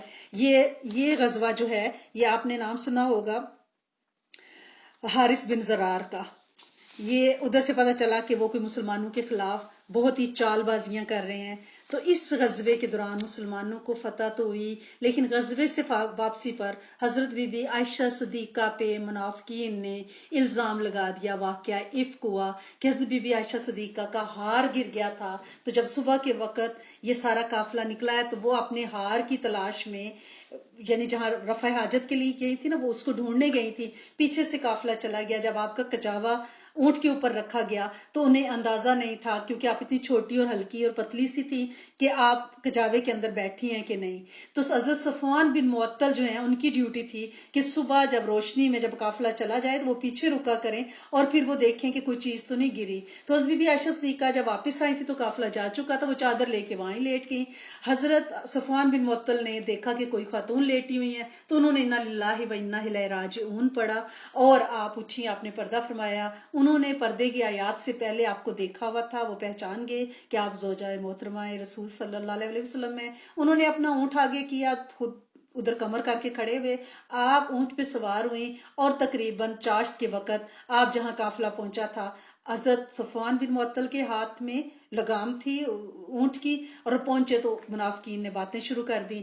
اس بات کا یعنی اللہ کریم نے پھر اس پہ قرآن کی آیات نازل فرمائی ہیں. سورۃ نور میں 10 مسلسل آیات، اور اس واقعے میں جن لوگوں نے منافقین کی باتوں میں آ کے، افواہوں میں آ کے بغیر تحقیق کے بات آگے پہنچائی تھی، اس میں حضرت مستہ، حضرت حسان بن ثابت، حضرت ہمنہ بنت جوش، ان کو 80 کوڑے لگائے گئے. عبداللہ بن ابی اس میں خاص کردار تھا، لیکن وہ سزا سے بچ گیا، کیونکہ مسلمانوں کے لیے تو یہاں سزا دے کے آخرت کی جنت انتظار کر رہی ہے نا. تو منافقین کے لیے تو ایک نہ ختم ہونے والا عذاب ہے اور ان پہ حد نافذ نہیں کی گئی. تو بہرحال 7 ہجری میں پھر اللہ کے رسول صلی اللہ علیہ وسلم عمرے کی نیت سے گئے، لیکن اہل مکہ نے مکہ میں داخل نہیں ہونے دیا. حدیبیہ کے مقام پہ صلح ہوگی کہ اس سال واپس چلے جاؤ، اگلے سال آنا. تو اس طرح 7 ہجری کو صلح حدیبیہ ہوا. نبی کریم صلی اللہ علیہ وسلم بغیر عمرہ کیے مکہ کے باہر ہی جانور قربان کر کے واپس آ گئے، اور پھر یہاں آ کے آپ نے 7 ہجری کو تمام عمرہ کو یعنی کیسر روم کو، ایران کو، ان سب کو، حبش کو خطوط لکھے اور دعوت دی کہ آپ ایمان لے آئیں. اور پھر 7 ہجری کو خیبر میں سارے یہودی جا کے جمع ہو گئے تھے، خیبر فتح کیا گیا اور وہاں سے واپسی پر حضرت بی بی صفیہ سے نکاح فرمایا گیا. جب آپ خیبر سے واپس آئے تو 8 ہجری میں پتہ چلا کہ موتا، اردن کے پاس یہ جگہ ہے، موتا کا جو حکمران ہے وہ کچھ شرجیل وہ گڑبڑ کر رہا ہے. تو لہٰذا آپ نے 3 سپہ سالار بنا کر موتا کی طرف روانہ کیے. آپ نے فرمایا کہ سب سے پہلے حضرت زید بن حارث کو جھنڈا دیا، اس کے بعد اگر وہ نہ رہیں تو حضرت جعفر تیار، اگر وہ نہ رہیں تو حضرت عبداللہ بن رواحہ. تو اس طرح یہ تینوں وہاں پہ شہید ہو گئے، اور آپ مسجد میں ممبر پہ کھڑے ہوئے آپ نے فرمایا کہ تینوں سپہ سالار شہید ہوئے ہیں، اور اب اس وقت جھنڈا اللہ کی تلواروں میں سے ایک تلوار حضرت خالد بن ولید کے پاس ہے. اس طرح غزوہ موتا، جو غزوہ تو نہیں، معرکہ موتا جو ہے، کیونکہ غزوہ وہ جنگ ہوتی ہے جس میں نبی کریم صلی اللہ علیہ وسلم شامل ہوں، یہ معرکہ موتا ہے، جنگ موتا ہے. تو اس میں حضرت خالد بن ولید جو ہیں وہ بڑی بہادری سے لڑے، اور پھر اگلے سال 8 ہجری کو فتح مکہ ہوا. 17 رمضان کو بغیر کسی کشت و خون، جنگ و جدل کے اللہ کریم نے مکہ والوں کو مفتو کر دیا، اور اللہ کے رسول صلی اللہ علیہ وسلم نے حضرت علی کرم اللہ وجہہ کے ساتھ مل کے تمام دیواروں سے مورتیاں، سب تصویریں مٹائیں، اور حضرت بلال حبشی سے کہا کہ کعبہ کی دیوار پہ چڑھ کے آپ اذان دیں، اور اس طرح سارے وہ دشمن جو کبھی آپ پہ جینا مشکل کر رہے تھے، آپ آگے کے تار باندھے کھڑے تھے، آپ نے کعبہ کے دروازے پہ ہاتھ رکھ کے کہا کہ تمہارا کیا خیال ہے، میں تمہارے ساتھ کیا سلوک کروں گا، تو سب نے یک زبان ہو کے کہا کہ آپ نے ایک بھائی کی نیک اولاد ہیں، آپ اچھا ہی کریں گے۔ تو آپ نے فرمایا کہ آج میں بھی حضرت یوسف علیہ السلام کی طرح تمہیں یہی کہتا ہوں، لا تثریب علیکم اليوم، کہ آج تم سے کوئی پوچھ پڑت نہیں ہوگی۔ تو فتح مکہ کے ساتھ ایک جڑا ہوا واقعہ، انہی دنوں میں حنین، ایک ساتھ ہی قبیلہ مکہ کے ان لوگوں نے فوج کی تیاری کی، اسلام کے خلاف اٹھنا چاہتے تھے، بہت مالدار بھیڑ بکریوں والے، اونٹوں کے ریوڑ والے خاندان تھے۔ تو آپ نے بنو سکیف مشہور ہیں بکریاں پالنے میں، حوازن اور سکیف کے قبیلے، آپ صلی اللہ علیہ وسلم نے فتح مکہ کے فوراً بعد حنین کو فتح کیا، اور پھر اس کے ساتھ ہی جڑا ہوا طائف بھی ہے، ایک تو واقعہ طائف ہے، ایک غزوہ طائف بھی ہے 9 ہجری میں، اور اس میں بھی مسلمانوں کو یعنی فتح تو نہیں ہوئی، کیونکہ اہل طائف جو ہیں وہ گھس گئے تھے اپنی کھڈوں کے اندر، قلعوں کے اندر، قلعہ بند ہو گئے تھے۔ تو اس لیے نبی کریم صلی اللہ علیہ وسلم نے جب صحابہ سے مشورہ فرمایا تو انہوں نے کہا کہ لومبڑی بل میں بھٹ میں گھس گئی ہے، یہ اب کوئی نقصان نہیں پہنچا سکتی۔ تو یہ 3 ایک ساتھ ہوئے ہیں، فتح مکہ، غزوہ حنین اور غزوہ طائف، اور بہت مال غنیمت ملا، یعنی حوازن اور سکیف کی جو بکریاں اور اونٹ۔ اور پھر اگلے سال 9 ہجری میں غزوہ تبوک ہوا ہے، اس میں بھی رومیوں کے ساتھ جنگ نہیں ہوئی، لیکن یہ ہے کہ مسلمانوں کی دھاک بہت بیٹھ گئی، اور آس پاس کے قبائل سارے ایمان لانے لگ پڑے۔ اور 9 ہجری کو ہی نبی کریم صلی اللہ علیہ وسلم نے حضرت ابو بکر صدیق کو امیر حج بنا کر بھیجا کہ آپ جا کے حج کریں، اور پیچھے سے حضرت علی کرم اللہ وجہہ کو بھی جب وہی آئی تو یہ آرڈر دے کے بھیجا کہ آئندہ سے اس سال کے بعد مکہ میں کوئی مشرک، کوئی کافر، کوئی بت نظر نہ آئے، اور وہ دن اور آج کا دن نان مسلمز کی انٹری وہاں پہ منع ہے۔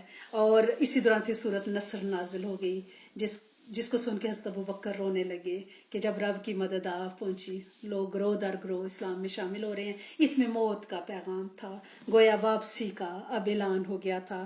تو نبی کریم صلی اللہ علیہ وسلم 10 ہجری کو جب حجۃ الوداع کے لیے آپ پہنچے ہیں، تو اس وقت پھر آخری آیت بھی عرفات کے میدان پہ اتر گئی کہ آج ہم نے آپ کا الیوم اکملت لکم دینکم، آپ کا دین مکمل کر دیا ہے۔ یہ ایک انڈیکیشن تھی۔ پھر آپ نے یہ بھی فرما دیا تھا کہ مجھے نہیں لگتا کہ میں اگلے سال تم سے یہاں مل سکوں گا۔ تو یہ ساری علامتیں وہ تھی کہ اب آپ کی تیاری ہے تقریباً۔ اور پھر اور بھی نشانیاں تھیں، ایک تو سورت نصر تھی، پھر قرآن کی الیوم اکملت تھی، پھر آپ نے خود بھی فرما دیا تھا کہ مجھے نہیں لگتا میں تم سے ملوں گا۔ پھر اسی رمضان میں آپ نے 20 دن اعتکاف کیا تھا، حالانکہ آپ 10 دن کرتے تھے۔ پھر اس آخری رمضان میں حضرت جبرائیل علیہ السلام جو ہیں وہ آپ سے 2 دفعہ انہوں نے دورہ قرآن آپ کو کرایا تھا۔ تو یہ ساری نشانیاں ایسے لگ رہی تھیں کہ اب آپ احد کے میدان میں جا رہے تھے، اہل احد پہ آپ نے دعا فرمائی، پھر آپ بقیع میں گئے، پھر بخار تھا آپ کو، جب آپ واپس آئے تو بخار تیز تھا۔ یہ تقریباً 20 روزہ آپ کی بیماری ہے، یہ 20 صفر کو شروع ہوئی ہے، 20 صفر کو۔ یہ اب جو ہے ربیع الاول ہے نا، یہ پچھلا مہینہ جو ہے، کیونکہ آپ کی پیدائش اور وصال دونوں ربیع الاول میں ہی ہوئے ہیں۔ آپ ایک جنازے میں گئے تھے، وہاں سے واپسی پہ آپ کو تیز بخار ہوا، یہ بدھ کا دن تھا، اور وہ بخار جو ہے اتنا تیز ہوا کہ آپ پہ بار بار آپ کہتے تھے لگن میں پانی لاؤ، آپ پہ پانی ڈالا جاتا، ٹھنڈے پانی کی پٹیاں رکھی جاتی، لیکن آپ کسی بھی طرح سہارے کے ساتھ آپ نماز پڑھا رہے تھے۔ حضرت بی بی عائشہ صدیقہ کے حجرہ مبارک میں آپ باقی ازواج سے اجازت لے کر وہاں پہ منتقل ہو چکے تھے۔ 13 دن تقریباً آپ بیمار رہے ہیں، اور ساری نمازیں آپ نے خود پڑھائی ہیں، لیکن آخری 17 نمازیں، 17 جو نمازیں ہیں وہ حضرت ابو بکر صدیق نے آخری جو 17 نمازیں ہیں ان کی امامت فرمائی ہے۔ جب آپ کا آخری دن تھا تو آپ نے حضرت بی بی فاطمہ زہرا کو بلایا اور ان کے کان میں کچھ کہا، وہ رونے لگی، پھر کچھ کہا، وہ مسکرانے لگی۔ تو بعد میں آپ کے وصال کے بعد جب پوچھا گیا تو انہوں نے فرمایا کہ پہلے ابا جان نے مجھ سے یہ کہا تھا کہ میں اس دنیا سے جانے والا ہوں، تو میں رونے لگی۔ پھر فرمایا کہ تم مجھے سب سے پہلے ملو گی اپنے خاندان میں سے، تو میں ہنسنے لگی۔ اور نبی کریم صلی اللہ علیہ وسلم اس بیماری کے دوران آخری جب دن تھا تو حضرت ابو بکر صدیق کے صاحبزادے محمد بن ابی بکر جو ہیں وہ مسواک ہاتھ میں لیے ہوئے داخل ہوئے حجرہ مبارک میں. حضرت بی بی عائشہ صدیقہ کی آغوش میں آپ نے سر رکھا ہوا تھا اور آپ انتہائی تکلیف میں تھے. آپ فرما رہے تھے عائشہ خیبر سے واپسی پر جو کھانا میں نے کھایا تھا زہر آلود بکری، وہ میرے روئیں روئیں میں وہ زہر جو ہے نا وہ میری رگے جان کو کاٹ رہا ہے. اور پھر حضرت بی بی عائشہ صدیقہ جو ہیں باقی ازواج بھی موجود تھیں، وہ آپ پہ آخری کل پڑھ پڑھ کے بار بار دم کر رہی تھیں. حضرت محمد بن ابی بکر کے ہاتھ میں آپ نے مسواک دیکھی تو اس کی طرف دیکھا، کیونکہ آپ کو مسواک کرنا بہت پسند تھا. تو آپ نے فرمایا، آپ نے پوچھا کہ کیا آپ مسواک کرنا چاہتے ہیں؟ تو اس مسواک لے کر حضرت بی بی عائشہ صدیقہ نے اپنے منہ میں چبا کے آپ کے دندان مبارک پہ رکھی. تو حضرت بی بی عائشہ صدیقہ بعد میں فرمایا کرتی تھی کہ مجھے بہت سے اعزازات حاصل ہیں، ان میں وہ ایک اعزاز یہ بھی بتایا کرتی تھی کہ آخری وقت میں میرا لواب نبی کریم صلی اللہ علیہ وسلم کے دہن مبارک میں گیا ہے اور میری آغوش میں آپ نے جان آفرین کے سپرد کی ہے اور میرے ہی حجرے میں آپ دفن ہوئے ہیں اور میری ہی شان میں قرآن کی مسلسل 10 آیات میری عفت کے بارے میں اللہ کریم نے نازل فرمائی ہیں. تو اللہ کریم یعنی آخری وقت میں آپ کے پاس 7 دینار تھے. آپ نے پوچھا کوئی گھر میں کوئی مال و دولت ہے؟ آپ کی زرہ گروی رکھی ہوئی تھی. اس رات جس رات آپ کا وصال ہوا ہے، دیے میں ڈالنے کے لیے تیل چراغ میں ڈالنے کے لیے نہیں تھا نبوت کے گھرانے میں. اور آپ کے 7 دینار بتائے گا، آپ نے فرمایا انہیں صدقہ کر دو. اور آخری وقت میں جو آپ کے دہنے مبارک سے الفاظ نکل رہے تھے وہ نماز اور تمہارے زیر دست، تمہارے انڈر جو لوگ ہیں، یعنی اس میں غلام ترجمہ کیا جاتا ہے، لیکن انڈر سے مراد یہ ہے کہ اگر ہم گھر میں ہیں تو ہماری اولادیں، اگر ہم کلاس میں ہیں تو ہمارے اسٹوڈنٹس، اگر ہم آفس میں ہیں تو ہمارے اندر کام کرنے والے، جہاں بھی آپ کے زیر دست ہوں تو ان کا خیال، ان دونوں کا خیال رکھنا، اپنی نماز کا اور اپنے زیر دست اپنے غلامین کا. اور اس طرح سے نبی کریم صلی اللہ علیہ وسلم سوموار کے دن 12 ربیع الاول کی روایت پائی جاتی ہے آپ کا وصال ہوا. اور آپ کے وصال کے بعد صحابہ کرام تو اپنے حواس کھو بیٹھے، کوئی بھی یہ ماننے کو تیار نہیں تھا کہ آپ اس دنیا سے رخصت ہو گئے ہیں. آپ کے چہرہ مبارک کو چادر سے ڈھانپ دیا گیا اور پھر باری باری پہلے اہل بیت نے یعنی اسی جگہ غسل دیا گیا، اسی جگہ کو قبر بنایا گیا جہاں آپ کا وصال ہوا. اور پھر باری باری پہلے آپ کا جنازہ کسی شخص نے نہیں پڑھایا. آپ پہلے یعنی فرشتوں نے کمرے میں حجرہ مبارک میں داخل ہوئے، اہل بیت داخل ہوئے یعنی گھر والے، اس کے بعد رشتہ دار، پھر مہاجرین، انصار، اہل مکہ مدینہ، اور یہ تقریباً 48 گھنٹے تک یہ سلسلہ چلتا رہا. اور اس طرح سے آپ نے اپنی جان آفرین کے سپرد کی اور ہم امت پہ بہت بڑا احسان کر دیا کہ ہمیں کلمہ عطا فرمایا اور آج ہم بیٹھ کے ان کا نام لے رہے ہیں. اللہ کریم ہمارا یہ ذکر، یہ بیٹھنا اور آپ لوگوں کا اخلاص جو ہے وہ بہت قبول فرمائے، اسے توشہ آخرت بنائے. اب میں اپنی بچی جو ہیں ہماری سیدہ صبا، ان سے میں کہوں گی کہ پلیز آپ دعا کروا دیں. آپ سب لوگ درود شریف پڑھیں انشاءاللہ. السلام علیکم ورحمۃ اللہ وبرکاتہ. وعلیکم السلام ورحمۃ اللہ وبرکاتہ. جزاک اللہ خیر کثیرا. اللهم صل على سيدنا محمد وعلى آل محمد كما صليت على إبراهيم وعلى آل إبراهيم. اللهم بارك على محمد وعلى آل محمد كما باركت على إبراهيم وعلى آل إبراهيم إنك حميد مجيد. الحمد لله رب العالمين الرحمن الرحيم مالك يوم الدين إياك نعبد وإياك نستعين إياك نعبد وإياك نستعين إياك نعبد وإياك نستعين اهدنا الصراط المستقيم صراط الذين أنعمت عليهم غير المغضوب عليهم ولا الضالين.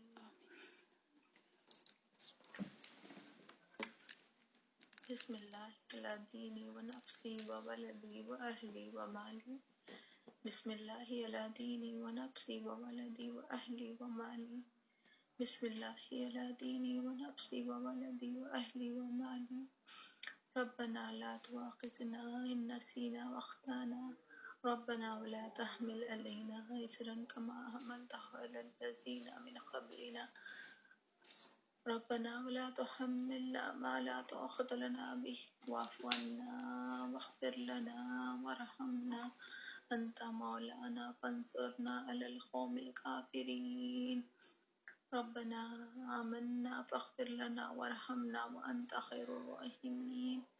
ربنا ظلمنا أنفسنا وإن لم تغفر لنا وترحمنا لنكونن من الخاسرين.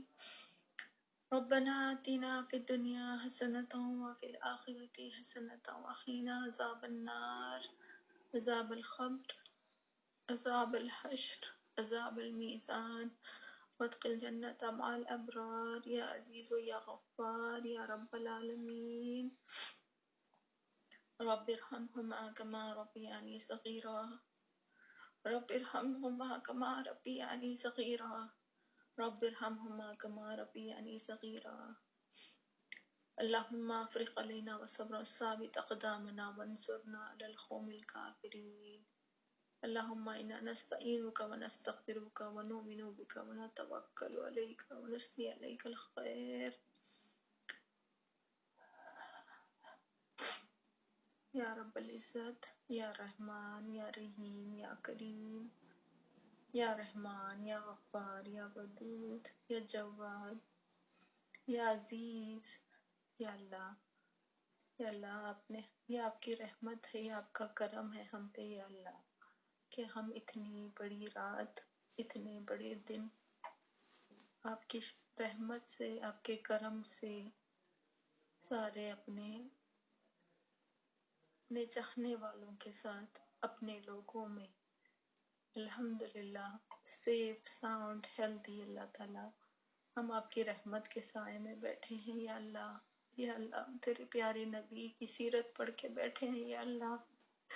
یا اللہ 12 ربیع الاول کا دن ہے یا اللہ، ایام ابیس کی شب ہے یا اللہ، جمعے کی شب ہے یا اللہ. یا اللہ بہت آپ کے بہت بہت بہت رحمتیں اور ہم پہ کرم ہے یا اللہ. ہم ساری نعمتوں کی اور ساری آپ کی رحمت کی ہم شکر گزاری کرتے ہیں یا اللہ. جتنی کرنا چاہیے ہم کر نہیں پاتے ہیں یا اللہ. یا اللہ ہمارے کوتاہیوں کو، ہمارے غلطیوں کو، ہمارے گناہوں کو معاف فرمائیے یا اللہ. یا رحمان یا رحیم یا کریم. یا اللہ یہ ہاتھ پھیلائے ایک بار پھر آپ کے سامنے حاضر ہے یا اللہ. یا اللہ تو ہم کو اس طرح سے بنا دے یا اللہ جیسا تو اپنے بندوں کو دیکھنا چاہتا ہے یا اللہ. یا اللہ ہم میں ہر وہ صفات ڈال دے یا اللہ جو آپ کے پیارے نبی کے اندر تھی یا اللہ. یا اللہ ہمارے منہ سے کبھی کوئی ایسا بول نہ نکلے یا اللہ جو ہمارے بیچ میں اور جنت کے بیچ میں آ جائے یا اللہ. یا اللہ ہم سے کبھی کوئی ایسا گناہ نہ ہو یا اللہ جو ہم کو خبر کا عذاب بنا دے یا اللہ. یا اللہ ہمارا دیکھنا، بولنا، سننا، سمجھنا، کرنا یا اللہ ہمارا ہر معاملہ یا اللہ اپنے دین پہ چلنے والوں کی یا اللہ اس طرح سے بنا دے یا اللہ، تیرے پسندیدہ بندوں کی طرح بنا دے یا اللہ. یا اللہ ہم آج اتنی بڑی رات کو بیٹھے ہیں یا اللہ، ربیع الاول کا مہینہ ہے مالک. یا اللہ ہم تہہ دل سے آپ سے دعا کرتے ہیں یا اللہ. یا اللہ ہم کو اپنے نبی کریم محمد مصطفیٰ صلی اللہ علیہ وسلم سے سچی محبت کرنے والے بنا. یا اللہ ایسی محبت کہ ہم سے کوئی سنت نہ چھوٹے یا اللہ. اس زندگی میں ہم ہر وہ سنت کریں یا اللہ، ہر وہ کام کریں جو ہمارے پیارے نبی کو پسند تھی یا اللہ. ہمارے لیے آسانی فرما دی یا اللہ. یا اللہ ربنا تقبل منا. یا اللہ ہم سے جو عمل چھوٹا موٹا جو ٹھٹا پٹا ہوتا ہے یا اللہ اس کو قبول فرما لیجیے یا اللہ. یہاں پاک پروردگار یا اللہ یا رحمان یا رحیم یا کریم، دنیا میں جہاں جہاں جو بیمار ہے یا اللہ ان کو ہی پتہ ہے یا اللہ اچھی صحت کی کیا اہمیت ہوتی ہے یا اللہ. یا اللہ جو بیمار ہے جہاں جہاں پہ یا اللہ ہمارے رشتہ داروں میں، دوستوں میں، احبابوں میں، جاننے والوں میں یا اللہ ان سب کو شفا کاملہ عطا فرمائیے یا اللہ. یا اللہ ان کے لیے عافیت کا معاملہ عطا فرمائیے یا رب العزت یا رحمان یا کریم. جو اس دنیا سے رخصت ہو چکے ہیں یا اللہ، ہمارے والدین، ہمارے بزرگان دین یا اللہ، جو اس دنیا سے پردہ کر چکے ہیں یا اللہ، ان کو جنت کے اعلیٰ مقام عطا فرمائیے یا اللہ. ان کے قبروں میں اپنی جنت کا نور بھر دیجیے یا اللہ یا رحمان یا رحیم. ہم کو ہمارے جو والدین جا چکے ہیں یا اللہ، ہم کو اپنے والدین کے لیے ثواب جاریہ بنا دیجیے یا اللہ. اور جن کے والدین یا اللہ باحیات ہے یا اللہ ان کو لمبی صحت یاب زندگی عطا فرمائیے یا اللہ. یہ چھاؤں والا سایہ، یہ ماں باپ کا سایہ ہمارے سروں پہ سے مت ہٹائیے یا اللہ. یہ ہاتھ جو ہمارے لیے دعا کرتے ہیں، یہ ہاتھوں میں طاقت اور ہمت عطا فرمائیے یا اللہ. یا اللہ جو ہمارے عزیز اکرم جو جا چکے ہیں یا اللہ، ان پہ ہم کو صبر اور تحمل عطا فرمائیے یا اللہ یا رحمان یا رحیم. یا اللہ ہمارے اولادوں کو ہمارے لیے ثواب جاریہ بنائیے یا اللہ. ہمارے آنے والی قیامت تک کی نسلوں میں اپنا دین قائم رکھیے یا اللہ. یا اللہ آج تو دنیا کا جو حال ہے میرے مالک، یا اللہ یا رحمان میرے دین کی حفاظت کرنا یا اللہ. یا اللہ یا کریم، جس نے جب میرے پیارے نبی کی شان میں کچھ گستاخی کی ہے، آپ نے ثابت کر دیا ہے یا اللہ. اس گستاخ کو آپ نے عبرت کا نشان بنا دیا ہے یا اللہ. یا اللہ تو پھر ویسا ہی کچھ کر دے میرے مالک. یا اللہ میرے نبی کی شان یا اللہ، اسلام کا پرچم ہمیشہ باحرمت باعزت رکھنا میرے مالک. ایک ملک کا دیکھا دیکھی کوئی دوسرے ملک میں نہ کوئی شروع ہو جائے یا اللہ. یا اللہ تو بہترین محافظ ہے یا اللہ. اور تو کہتا ہے یا اللہ ایک مومن کے لیے اس کی دعا ہی اس کا سب سے بڑا ہتھیار ہے یا اللہ. تو ہم آج دعا کرتے ہیں میرے مالک، تو ہمارے ایمان کی، ہمارے پیارے نبی کی شان کی حفاظت کرنا یا اللہ. ہم دعا کے علاوہ کچھ نہیں کر سکتے یا اللہ.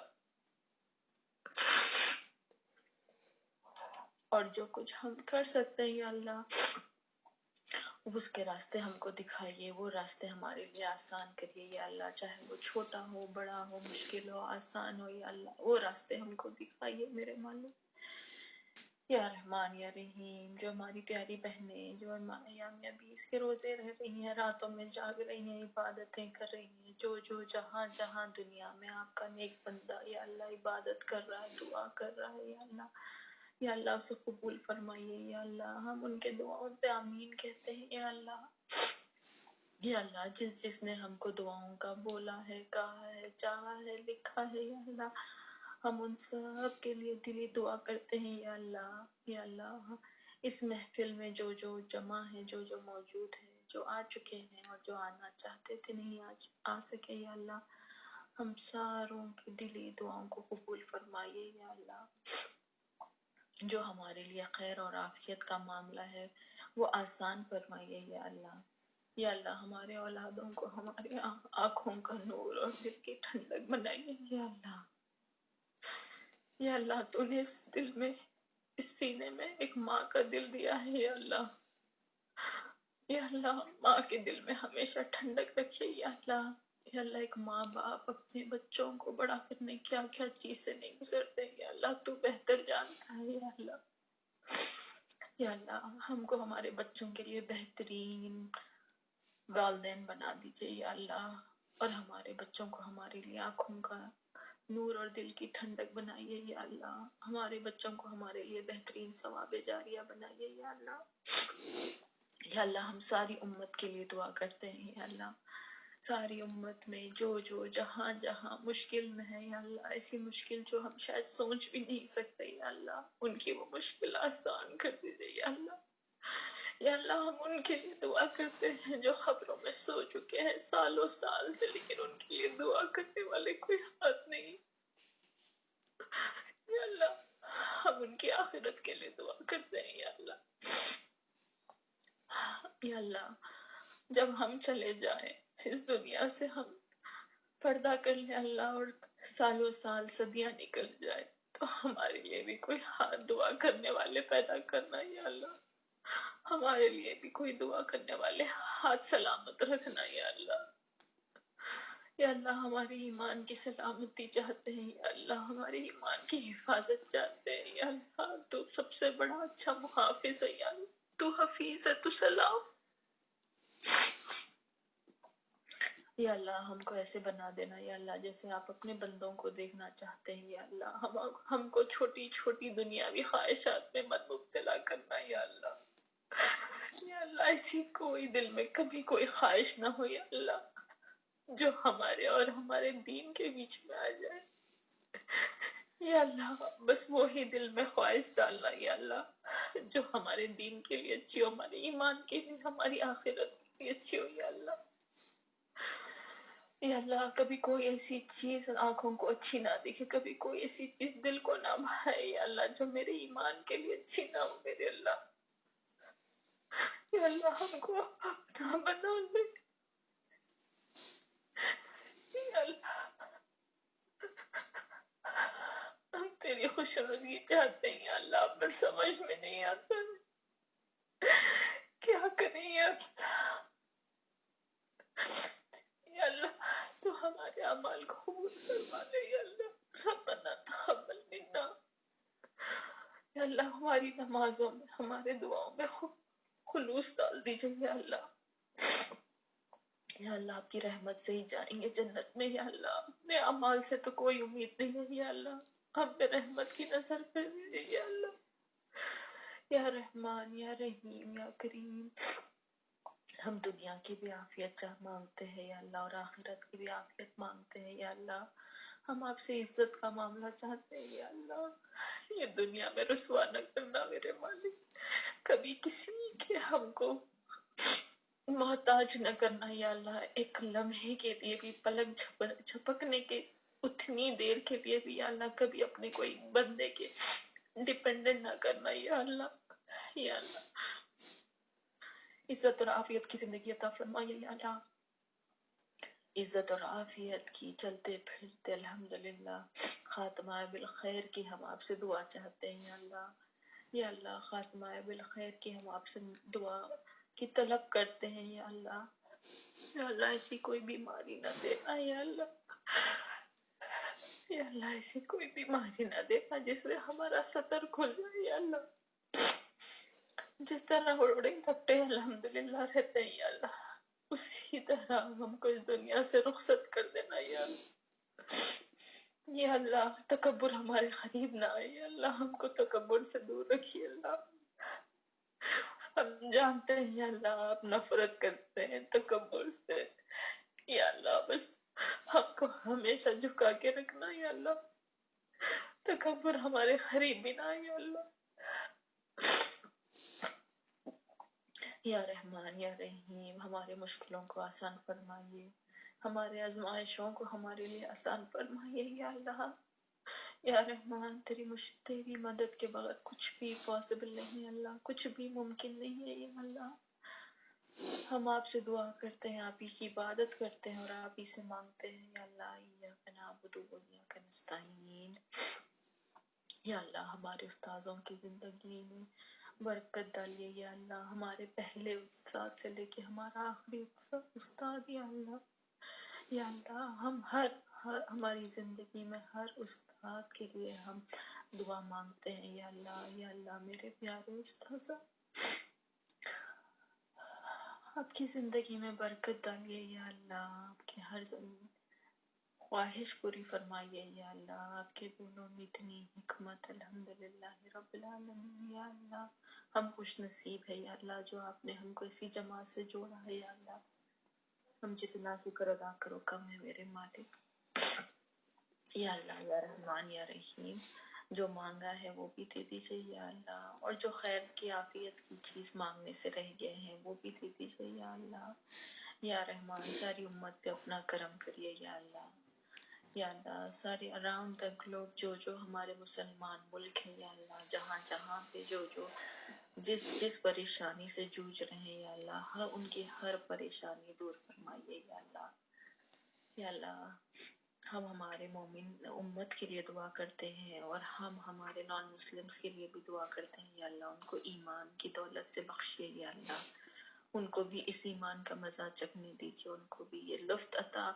کریے یا اللہ، یا رحمان ان کو کلمے کی دولت سے نوازیے یا اللہ، یا رحمان یا کریم یا رحیم یا اللہ، ہمارے دعاؤں کو قبول فرمائیے یا اللہ، اللہم انی اسألک علما نافعا ورزقا واسعا ورزقا حلالا طیبا وعملا متقبلا والشفاء من كل داء، اللہم ربنا هب لنا من ازواجنا وذریاتنا وقرة اعین واجعلنا للمتقین اماما۔ سبحان ربک رب العزة